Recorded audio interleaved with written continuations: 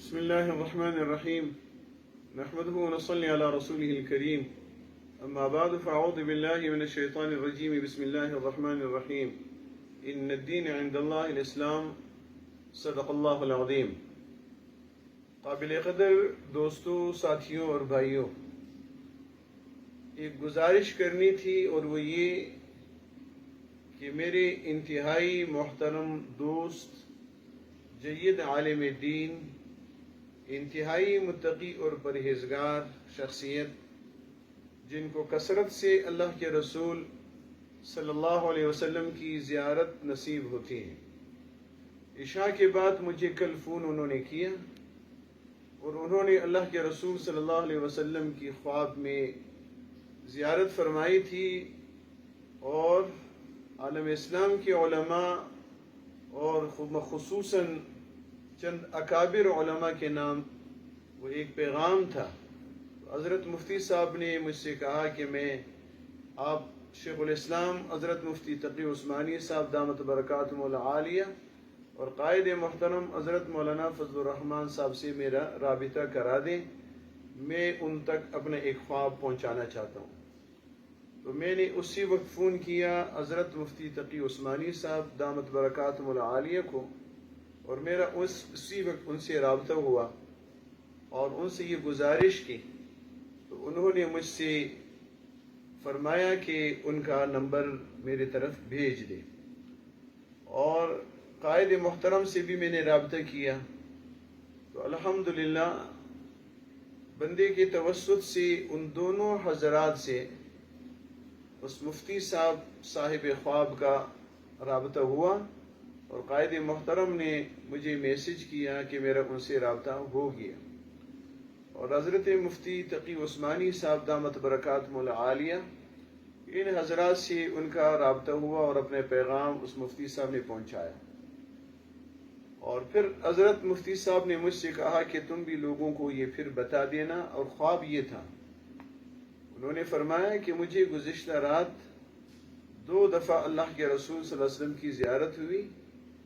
ایک تقریباً 2 بجے اور ایک مرتبہ تقریباً 3:30 بجے. ان دونوں مرتبہ اللہ کے رسول صلی اللہ علیہ وسلم انتہائی جلال میں تھے، اور یہ فرمایا کہ عرب اور عجم کے علماء کو بتاؤ، اور چند علماء کا نام لیے اکابرین کا، جیسے شیخ الاسلام حضرت مفتی تقی عثمانی صاحب، قائد محترم حضرت مولانا فضل الرحمان صاحب، میرے شیخ اور مربی حضرت ڈاکٹر عبدالسلام صاحب، اور چند دیگر اکابر علماء کرام کا حضرت صلی اللہ علیہ وسلم نے نام لیا، اور پھر فرمایا کہ لوگوں کو بتاؤ جو لوگ امریکی اسرائیلی مصنوعات سے بائیکاٹ نہیں کرتے. تو جلال کے انداز میں 3 مرتبہ فرمایا، وہ میری امت میں سے نہیں،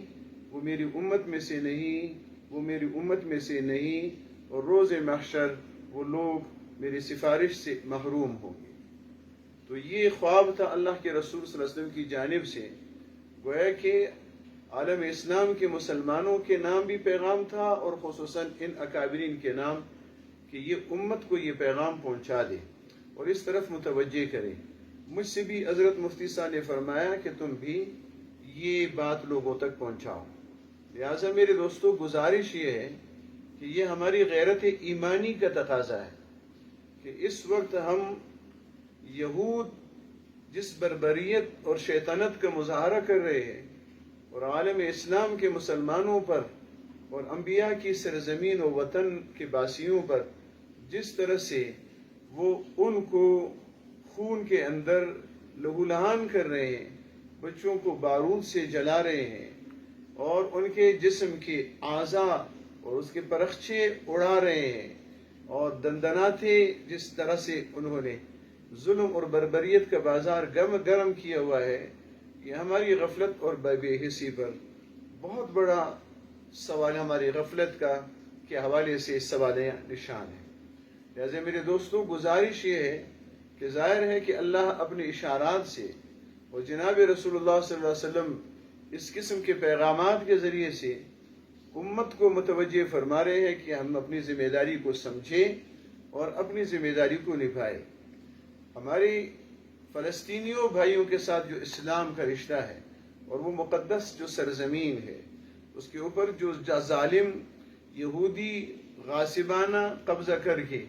پوری دنیا پر اپنی ایک حاکمیت کو قائم کرنے کے وہ خواب دیکھ رہے ہیں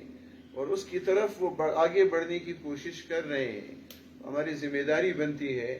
کہ ہم اپنی جدوجہد سے ان ظالموں کا راستہ روکیں اور اسلام کی بالادستی کی جدوجہد میں اپنا جو حصہ جانی مالی اور اپنی صلاحیتوں کے حوالے سے ڈال سکتے ہیں ہم اپنا وہ حصہ اس کے اندر ڈال دیں۔ لہذا ہم بھی